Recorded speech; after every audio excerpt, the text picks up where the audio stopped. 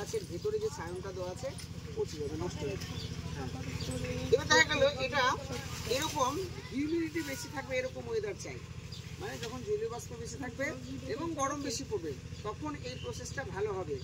এবার দেখা যায় শীতকালে করবে, শীতকালে করলে কিন্তু এটা নর্মালি হবে না, মানে একটা টেম্পারেচার লাগে মোটামুটি ধরো 35 ডিগ্রি 34 ডিগ্রি প্লাস হচ্ছে, এখন বাড়িতে জলীয় বাষ্প আছে, এখন বেটার।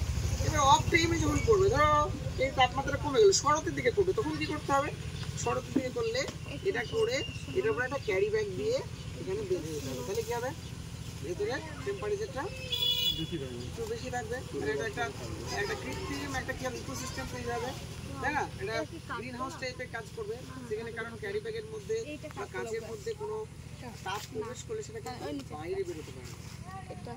কাঠগোলাপ আপনার ছাতিম, সেক্ষেত্রে এরকমই ওয়েদার পাবে, ছাতিম মানে এটার সঙ্গে জোর লেগে যাবে, বুঝে গেল?